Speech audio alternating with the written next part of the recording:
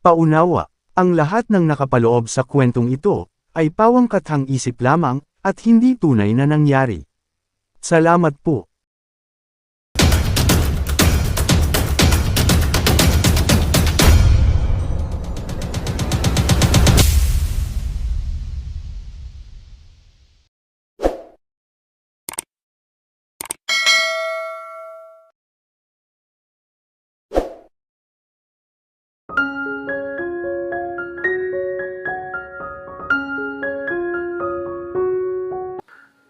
Nasa kalagitnaan na si Carmela ng hagdan papanghik na magring ang cellphone niya sa sala.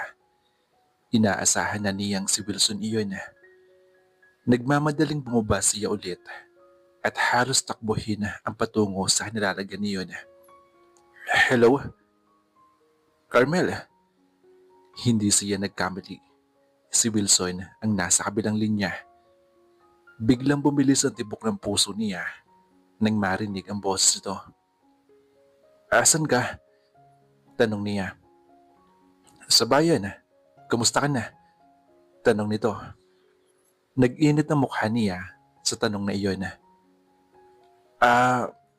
Okay lang ako. Alam mo Carmel, sana nariyan ako para gisingin ka. Gusto ko ulit mangyari yung nangyari sa ating kagabi. Sa kabila ng pamumula, hindi niya mapigilan ang mapangiti. Biglang lilukob siya ng init sa buo niyang katawan. Ewan ko sa iyo, Mr. Montañez, kung ano-ano mga iniisip mo diyan. Tumawa ang lalaki sa kabilang linya. Anyway, makinig ka, Carmela. Bago ako umalis patungong Maynila, may mga kinausap akong tao. At humingi ako ng konting pabor sa kanila. Ang iba ay mga kakilala ng Papa nung nabubuhay pa ito. At may natuklasan ako tungkol sa mga librado. Napasulyap sa kusina si Carmela. Nasa lababo si Luis at nililinis ang mga ginamit sa pagluluto. Anong ibig mong sabihin? Kinakabahang tanong niya.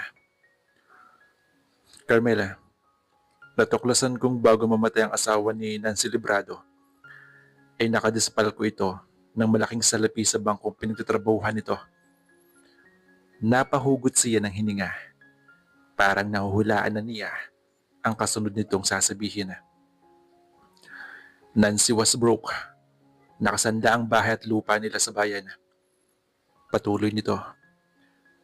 Nalulung sa sugal ang asawa niya at naisandaan lahat ng kabuhayan. At tama ka. Tama ka sa hinala mo sa financial record. At kahit na hindi ko pa yun nakikita, alam kong may mali. Alam kong dinoktor yun. At alam ng tiyahin mo ang lahat ng ito, Carmela. Kinaumagahan ng pagdating ni Luis sa Santa Clarita, sinamahan niya mismo si Nancy Librado upang garantiyahan ito sa bangko upang hindi ma-foreclose ang property nito. Napaungol si Carmela doon. Muling sinulya pa ng tiyahin sa kusina. Pakiramdam niya ay niloko siya. Nagpatuloy si Wilson.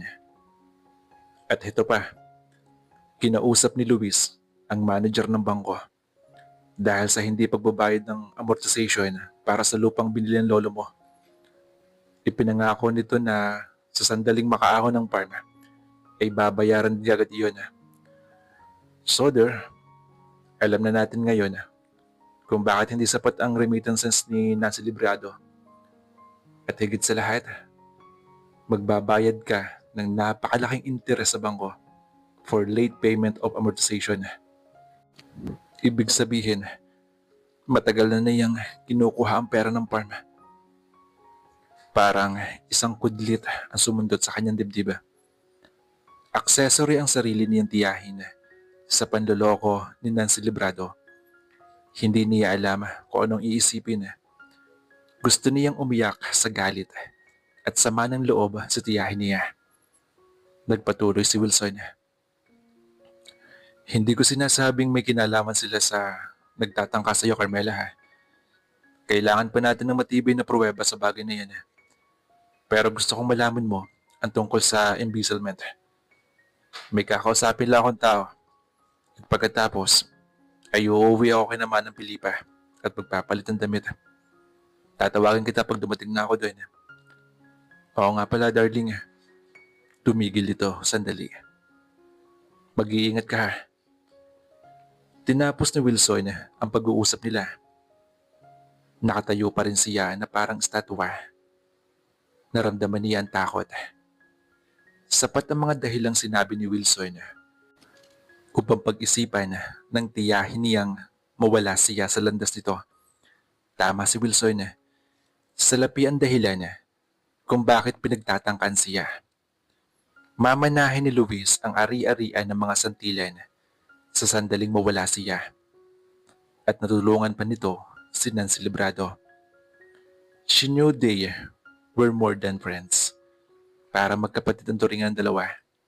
But for heaven's sake, pamangkin siya ni Luis. Magkadugo sila. Isa rin itong santilan. At si Eric, may kinalaban ba dito ang lalaki?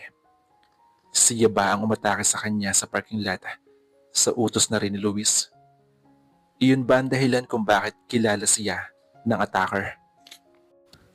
At ng araw na matuklasan nila ang tungkol sa patay na aso sa kusina niya, ay ang araw din ng pagdating ni Luis at Eric sa Santa Clarita. Nagpanik bigla siya. Patakbo niyang pinanghik ang silid niya sa itaas at kinuha ang susi ng kotse sa bag niya at nagmamadaling lumabas ng bahay. Narinig niyang tinatanong siya ni Luis kung saan siya pupunta, pero hindi siya sumagot. Gusto niyang tumakbo palayo mula sa tiyahin. Muntikan na niyang makalimutan si Andrea. Kailangan muna niyang puntahan si Eric sa dagat dahil kasama nito si Andrea. Hindi siya makapaniwalang magkakasabwat ang tatlo. Pero isa lang ang sisiguraduhin niya. Hindi siya mapapatay ng mga ito habang may araw pa. May ilang tao siyang natatanaw sa dagat na naliligo. It was a private beach. Gayunman, hindi maiwasang may manliligaw roon mula sa kabilang panig ng beach. That made her feel little bit safe. Pero hindi na niya kailangang magtungo sa dagat dahil natanaw niyang paparating sina Eric at Andrea. Sinalubong niya ang mga ito at mabilis na kinarga si Andrea. Pagkatapos ay bumalik patungo sa kotse niya. She was trying to act normal. Oh, saan ka pupunta? Basa ang damit ni Andrea. Sigaw ni Eric na nagsalubong ang mga kilay. Hindi niya ito pinansin at binuksan ang pinto ng kotse niya.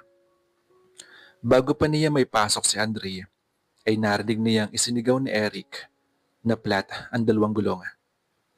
Napaungol siya sa frustration. Magkasama ang galit, sama ng loob at takot na mabilis niyang tinuntun ang daan patungo sa labas ng resort. Hindi ininda ang mabigat na batang karga niya.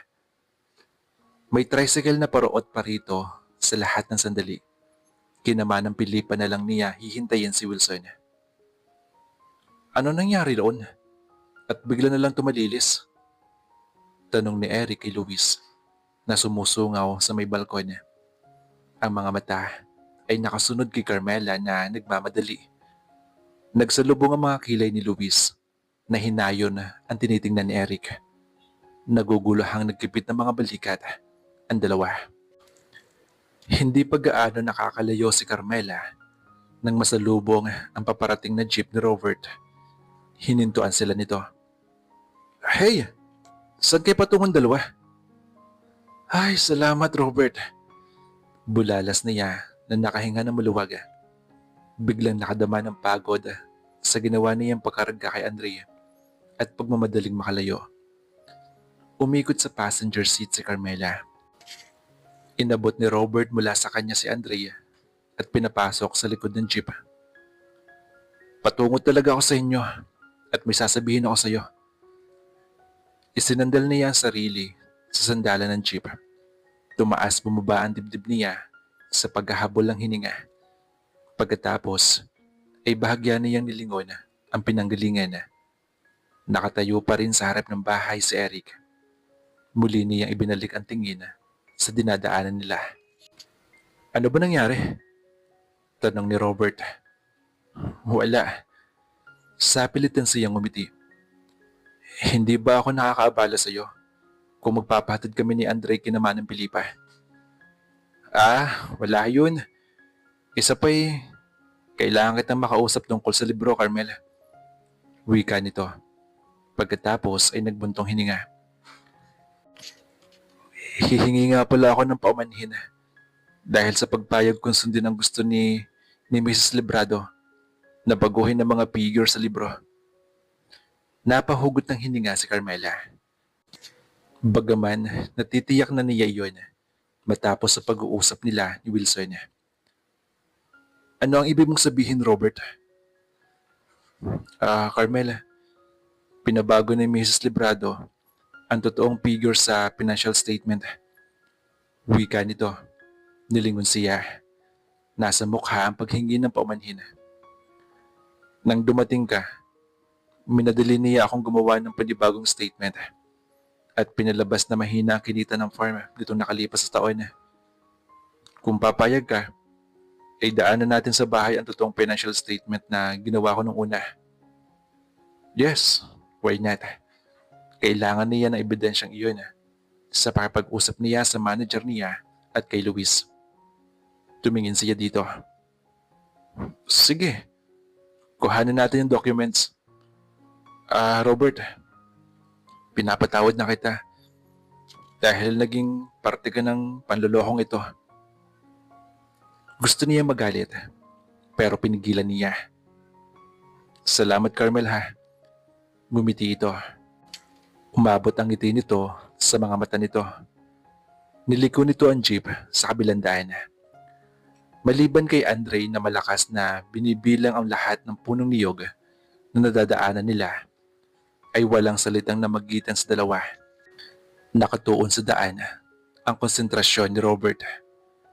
Sa Carmela naman ay abala ang isip kung anong gagawin niya at kung papaano niya pakikatunguhan ang tiyahin. Saan siya kukuha ng ebidensya na ang mga ito ang nagtatangka sa buhay niya. Nasa unahan ng daan, nakatutok ang paningin niya at malayo pa ay nakita na niya ang pagtawid ng isang aso sa daan patungo sa kabilang bahagi. Naramdaman niya ang biglang pagbilis ng jeep. Nanlalaki ang mga matang. Nilingon niya si Robert. Anong ginagawa mo? Dahan-dahan ka lang. Masasagasaan mo yung aso. Subalit, hindi ito nagminora. Tuloy-tuloy ito at iginilid ang sasakyan sa left lane upang sadyang masagasaan ang aso na malapit na makatawid. Tunog ng aso na nabangga ng bumper ng jeep ang narinig ni Carmela. Tinakpan niya ang bibig upang hindi mapasigaw. Mami, nabangga po natin yung aso. Sigaw ni Andre mula sa likuran niya. Sindak nitong nilingon ang dinadaanan nila. Lumingon siya sa anak at kinuha nito ang palad ng anak. Ganun na lang ang pasalamat niya at malabo ang transparent na plastic sa gitna ng itim na trapala at hindi natanaw ni Andre ang nasagasaang aso. Pagkatapos ay galit na nilingon si Robert. Kung ano man ang sasabihin niya ay napigil sa lalamunan niya nang makita ang anyo nito. Nanlilisik ang mga mata nito nang salubungin ang tingin niya. Kinasusuklaman ko mga aso, Carmela. Pinanlamigan ng katawan si Carmela. Humigpit ang pagkakahawak niya sa braso ni Andre. Pamilyar ang salitang sinabi nito. Biglang nag-flash sa kanyang memorya ang nangyari noong kabataan niya. Noong 12 years old siya. Kararating lang nila ng mga magulang niya mula sa Maynila upang makisaya sa pagkapanalo ng lolo niya bilang vice mayor. There would be a party the day after tomorrow. Hindi siya sumama sa mga magulang niya sa munisipyo upang daluhan ang panunumpa ng lolo Quintin niya. Mula sa gilid niya sa itaas ay narinig niyang may umiiyak na aso. Ang iyak ng aso ay tila yaong nasasaktan. Dumungaw siya sa bintana. Nakita niya ang isang batang lalaki at kilala niya ang lalaking ito. Ito ay anak ng sekretarya ng kanyang lolo na namatay a year ago at inampun ito ni Manong Punso, ang katiwala ng lolo niya. May hawak itong malaking patpat na kawayan. Itinaas nito iyon at ipinalo sa aso na nakatali sa puno ng bayabas. Nanlaki ang mga mata niya sa pagkamangha at galit. Hindi niya kayang isiping may nananakit ng ganon sa isang hayop. Patakbo siyang bumaba at lumabas sa likod bahay. Tumigil ka! Huwag mong saktan si Blackie! Ginagat niya ako eh. Tignan mo! Ipinakita nito ang isang mahabang galos sa binti at nagdudugo. Marahil ginalit mo siya. Mabait at hindi nangangagat ang asong yan. Pagtatanggol niya. Ang aso ay alaga ng mga katulong niya sa bahay ng lolo niya. Bitiwan mo yung patpat na yan. Ngumisi lang ito. Kinasusuklaban ko ang mga aso. Ang tatay ilmo ko ay kinagat ng aso. Kaya hayun at hindi matino ang isip. Nahawa ng rabies. Itinaas nito ang patpat at muling hinataw ng hinataw ang asong hindi na makagulapay sa dami ng palong tinanggap mula rito. Ni hindi na makaungol ang hayop. Tinakbo ni Carmela ang aso. Natamaan pa ang balikat niya ng kawayan sa huling hataw ni Robert. Hindi niya ininda ang sakit at kinarga ang hayop. Ganun na lang ang sindak at panlulumo niya nang lumungay-ngay ang ulo nito at hindi na humihinga. Nagdilim ang paningin niya. Si Robert ay mas matanda at mas matangkad sa kanya. Pero dahil sa galit, nilapitan niya ito at sinuntok sa mukha. Nabigla si Robert at napatihaya sa buhanginan. Dinampot niya ang patpat na nabitawan nito at hinataw rito. Tinamaan niya ito sa braso na itinaas upang sanggahin ang palo niya. Tikman mo ang ginawa mo kay Blackie! Galit niyang sabi. Akma niya itong papaluin ulit. Subalit, pagapang na tumakbo palayo si Robert. Nagpupuyo sa galit na sunundan niya ito ng tingin habang tumatakbo palayo. Nangihilakbot na muling tinitigan ni Carmela si Robert. Tahimik ito sa pagmamaneho, subalit nanatiling nakaigting ang anyo. Ang asong patay sa kusina niya. Ito ba ay may kagagawan? Nanayo bigla ang mga balahibo niya. Pagkagulat at takot ang biglang lumukob sa kanyang pagkatao. Isunog ba niya ang sarili niya sa apoy? Ipara mo ang Jeep, Robert! Utos niya sa nanginginig na tinig. Dito na lang kami ni Andre. Lumingon si Robert sa kanya. Isang tila baliw ng ngiti ang pinakawalan nito. Kukunin natin sa bahay ang dokumento, di ba, Carmela? At pagkatapos, ay patatawarin mo ako sa ginawa kong pagsunod kay Nancy Librado. Ihatid mo na lang yun sa bahay. Ipara mo sa tabi at bababa kami ni Andre. Akma niyang hahawakan si Andre upang palipatin sa harap. Subalit malakas ang biglang pagpreno ni Robert at napasubsob siya. Tumama ang ulo niya sa salamin. Ni hindi niya makuhang sumigaw sa sakit. Umikot ang paningin niya at bago iyon tuluyan nagdilim, ay narinig niya ang malakas na iyak ni Andre na sumanib sa halakhak ni Robert. Samantala, Wilson point of view. Ang bango naman ng kape.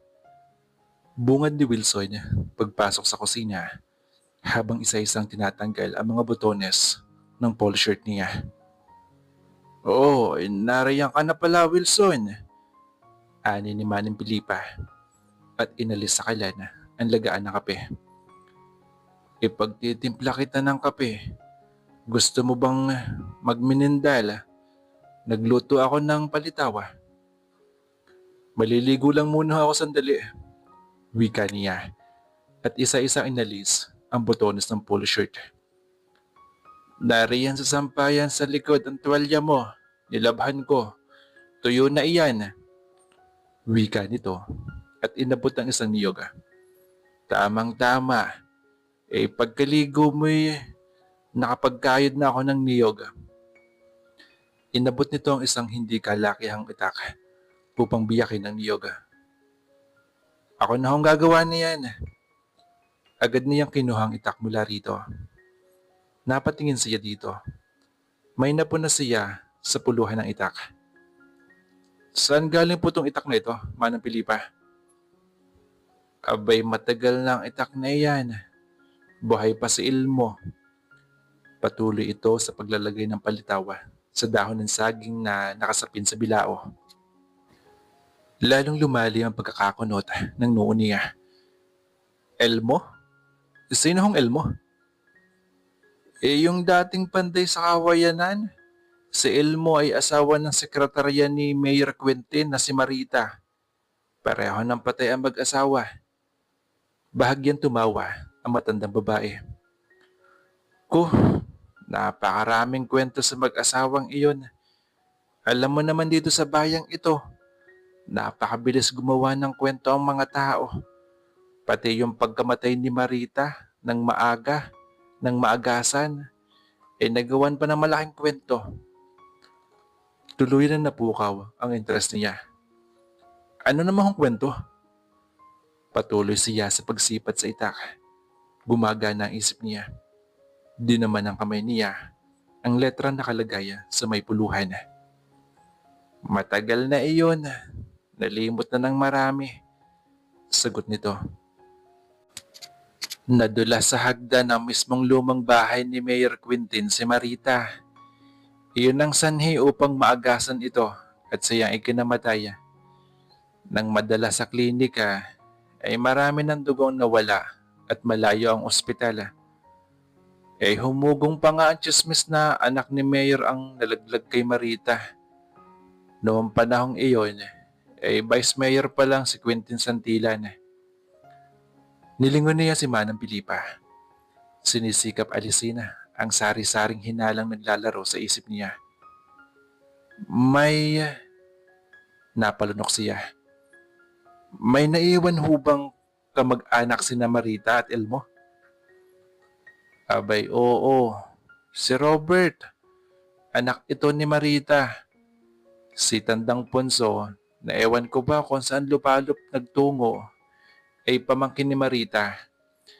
Natutuwa nga ako at maganda ngayon ang kalagayan ng batang iyon. Abay, kawawa yang si Robert nung kabataan. Buhay pa ang inay, pinagmamalupitan na ni Elmo ang anak. Pumapasok sa paaralan ng batang tadtad ng pasa. At nang mamatay naman si Marita, ay wala nang nakapigil kay Elmo na pagmalupitan ng anak. Lalong kumunot ng noo ni Wilson. Hindi niya gusto ang nararamdaman niya. Sumagi sa isip niya na may mali. Something was going to happen. Bali-bali kung bugbugin ni Elmo si Robert sa tuwing nalalasing dahil hindi raw niya ito anak. Na anak daw ito ni Quintin Santillan. Abay ni hindi yata tumitingin sa salamin at taong iyon nung nabubuhay pa. Magkahawig sila ni Robert. Lalo na ngayong nagkaedad tong muli. Silosong sadya. Mabuti na lang at inampun ni Punso si Robert at pinag-aral. Halos pabagsak na binitawan ni Wilson ang itak. Hinugot niya ang cellphone sa may pantalon. Idenial niya ang number ni Carmela. Naubos ang 10 ring nang walang sumasagot. Idenial uli niya yun. Matagal bago may sumagot si Luis. Luis, gusto kong makausap si Carmela. Please. Nagmamadaling sabi niya. Wala rito, Wilson. Nagtataka nga kami sa babaeng iyon at bigla na lang umalis. At basta na lang dinala si Andrea na basa ang damit at puro buhangin. Hindi ko alam. 10 minutes or so ago, natanan ni Eric na sumakay sa jeep ni Robert. What? Hindi ko alam. Ni-off niya ang cellphone. Nagsasalita pa si Luis. Parang hindi siya makahinga sa takot at kabang pumupuno sa kanyang dibdib. Kaba at takot na hindi niya kailanman naramdaman sa buong buhay niya kahit na manganib siya sa mga assignment niya. Manong Pilipa, nasa panganib ang buhay ni na Carmel at Andrea. Wika niya sa matandang nabaghani. Sa ako na lang ipapaliwanag sa inyo. Saan ko maaari makita si Robert? Saan to nakatira? Saan sa palagay ninyo maaari niyang dalhin si Carmela? Nag-uunahan ng mga tanong sa bibig niya. Hawak-hawak niya ang baril sa kanyang wristband. May nabili itong hindi kalakihang bahay sa bayan. Malapit kina Attorney Librado. Iyon ang alam kong tirahan ng taong iyon. O baka naman ipinasya lang ni Robert sa plantasyon si Carmela Wilson. Sabi nito, puno ng alinlangan ng mukha. Ipinasya. Umaasa siyang ganun nga. Pero iba ang idinidikta na kanyang damdamin. His gut never failed him when it came to danger. Think fast. Don't panic. Sabi niya sa isip. Hindi niya dadalhin sa bayan si Carmela. Manang Pilipa. Hindi dadalhin ng isang mamamatay tao. Natigil sa pagsalita si Wilson na magsalita ng malakas si Manang Pilipa. Mamamatay tao ka mo? Sa malakas na tinig. Manang Pilipa, hindi dadalhin ni Robert sina Carmela at Andrea sa isang hantad na lugar. May alam ba kayong maaaring pagdalhan ni Robert sa dalawa na hindi matao? Nagmamadali ang tinig niya. Gumagawa lang niyang ugain ng matanda ay ginawa na niya. Umiling ito, nagugulahan. Sandali nag-isip, bago nagsalita. Sa kawayanan mismo, bulalas ito. Sa lumang bahay ng mga magulang niya, kadikit lang din ng bahay ng maliit na bodegang dating kiskisan at pandayan ng Almo noong araw. Itinuro na matanda ang daan. Mabilis niyang tinungo ang pinto. Nasa silberado na siya nang sumigaw ito. Magsama ka ng kahit na sinong taong madadaanan mo para matuntun mong madali, Wilson, at mag-iingat ka. Samantala, bakit ka namumutla riyan? Tanong ni Eric kay Luis matapos itong iop ang cellphone ni Carmela. Eric, sabi ni Wilson, nanganganib si Carmela kay Robert. At nung tatanungin ko siya, bigla na nawala siya sa linya. Naniwala ka naman doon. Sabay ikot na mga mata nito. At si Robert naisip na yung bagbintangan. Tumitig si Luis sa nobyo. Eric, gusto ko maniwala kay Wilson. There's something about Robert. At nakakatakot yun. May mga naalala akong insidente sa nakaraan. Bata pa siya. Isang beses ay narinig ko siya nakipag-usap kay Tio Quintin. Nagmamakaawa. He was begging him to acknowledge him as Tio Quintin's son. Ano ba bang pinagsasabi mo diyan? Eric, makinig ka. Patuloy niya na tila hindi nagtanong ang nobyo. Nang puntahan ko sa farm si Tio Quintin, nadaanan ko si Robert na ibinibitin sa puno ang isang aso na itinali niya sa liig. Aso na. Bigla siyang natigilan. Nanlaki ang mga mata niya nang maalala ang sinabi ni Carmela tungkol sa asong patay sa kusina. Hinila niya sa kamay si Eric palabas ng bahay. Halika, tumawag tayo ng pulis. Itanong natin kay Nancy kung saan makikita si Robert. Nagmamadaling tinungo nila ang sasakyan. Samantala, Carmela point of view. Nananakit ang mga braso niya. Bakit hindi niya maibaba ang mga iyon? Kumikirot ang ulo niya at nahihirapan siyang huminga. Gayunman, ang bahagyang hanging pumapasok sa ilong niya ay may masangsang at nakakasukang amoy. Ano nangyari? Nang mula sa kung saan, ay narinig niya ang mahinang iyak. Si Andrea. Iminulat niya ang kanyang mga mata. At sa pagmulat niya, ay ang sakit noon. Unti-unti nagbalik sa isip niya nangyari. Nakasakay sila ni Andre sa jeep ni Robert. Nang sagasaan nito ang napaungol siya. Hindi niya gustong isipin ang tungkol sa aso. Pagkatapos ay ang pagpreno nito at ng paghampas ng ulo niya sa salamin ng jeep. Oh God! Sinubukan niyang ibaba ang kanyang mga kamay. Pero na-realize niya na nakatali iyon. Tumingala siya. Nakabitin siya sa beam ng bubong nang walang kisame. At nakatali ang bibig niya. Ang pagkakatali ay napakahigpit. Halos nawakoberan niyon ang kanyang ilong. Iyon ang dahilan kung bakit nahihirapan siyang huminga. At humiyaw sa sakit ang mga binti niya. Dulo lang ng mga daliri niya ang sumasayad sa lupa. Umikot ang mga mata niya sa paligid. Isang luma at napakaduming warehouse iyon. Sira-sira na ang bubong dahil lumulusot sa butas ng bubong at dingding ang panghapong sikat ng araw. Muli niyang narinig ang iyak ni Andrea. Papalapit. Napaungol siya.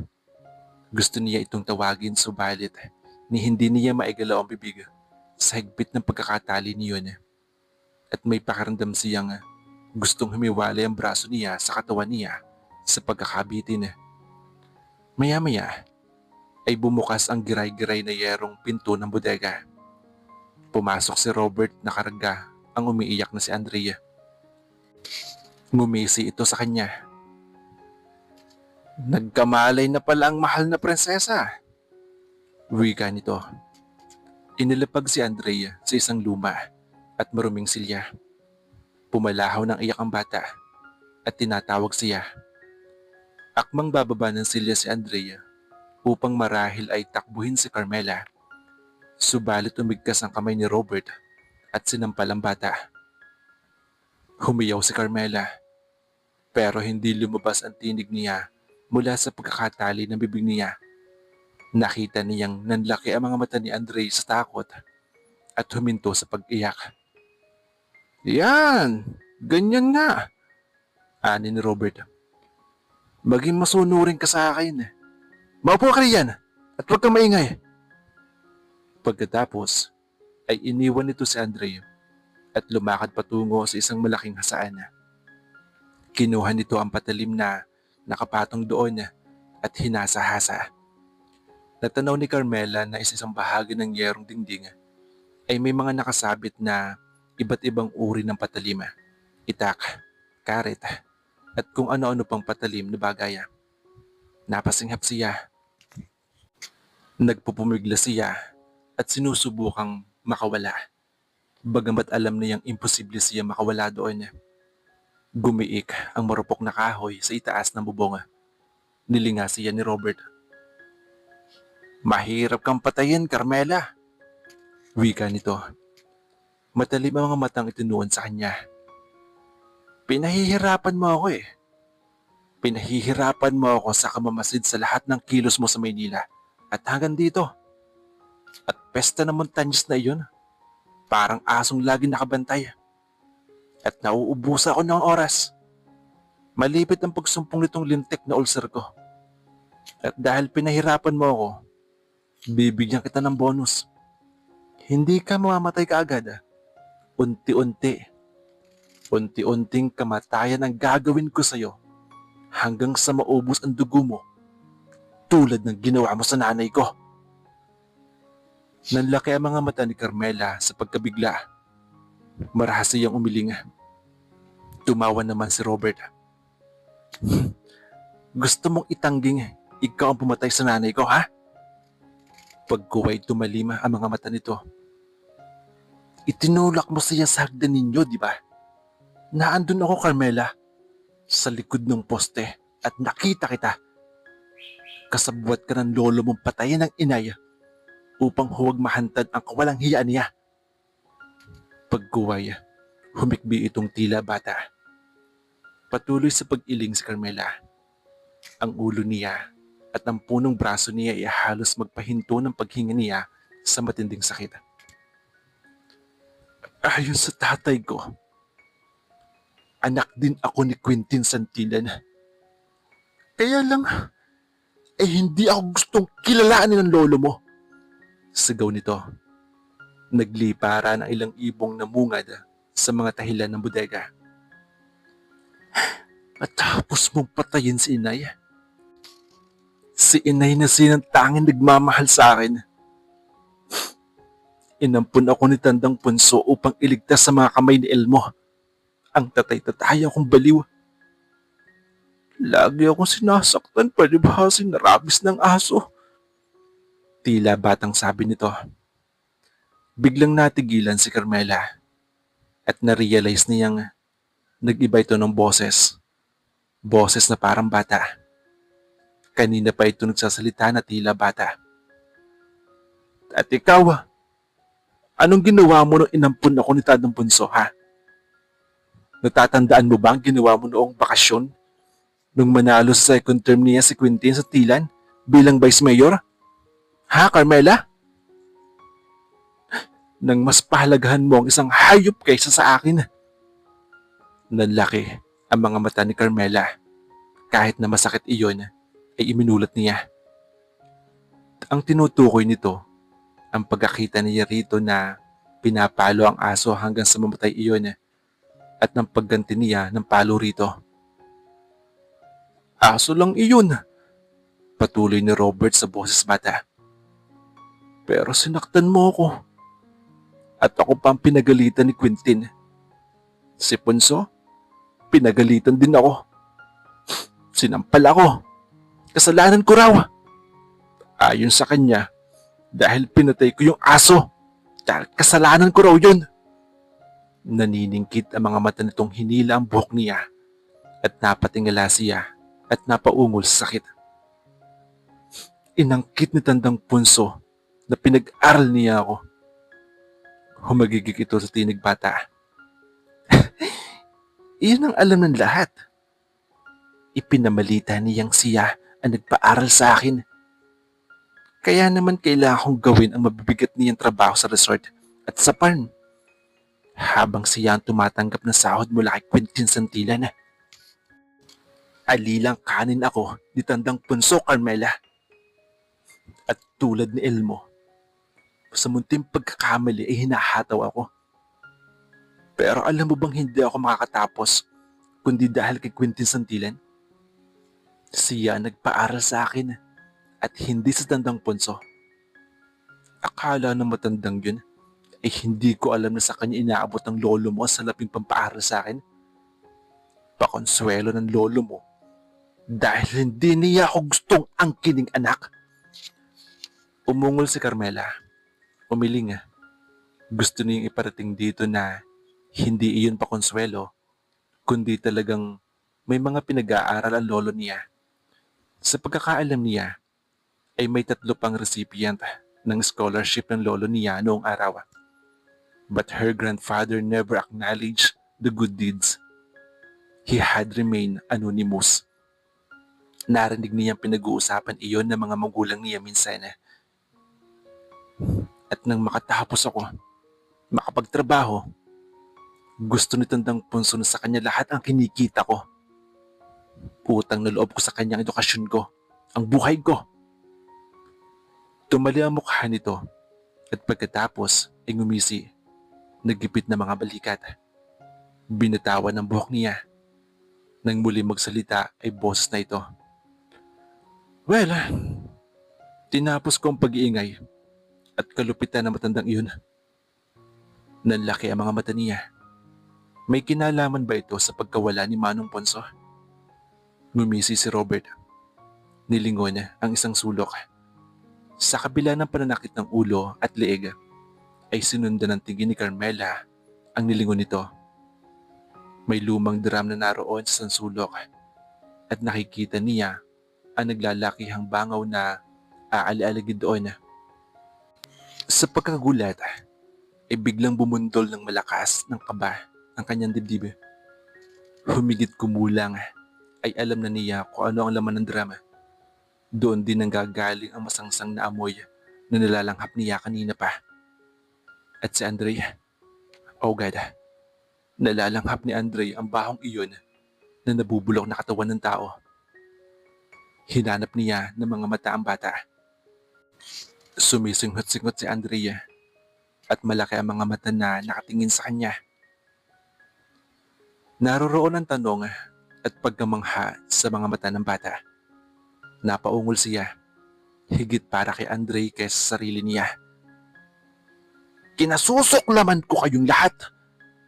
Hiyaw ni Robert. Kung hindi dahil sa nakapaligid niyang mga bodyguards, matagal ko nang napatay si Quentin Santillan. Pagkatapos ay tumitig sa kanya, pumalatak. Hindi ko nga alam kung paano ka nakaligtas sa mga troso eh. Buong akala ko'y nahulog ka sa bangin. Mapalad ka talaga. Pero kawawa naman ang boyfriend mo. Lumamlam ang mukha nito. Siya kasi. Sukat ba namang basta na lang lumitaw? Gusto maging bida. Kaya ayun. Muli itong umisi. Pero maya-maya lang, susunod ka rin sa kanya, Carmela. Mag-intay ka lang at panunuorin ko ang paghihirap mo. Nakangising sabi nito sa kanya.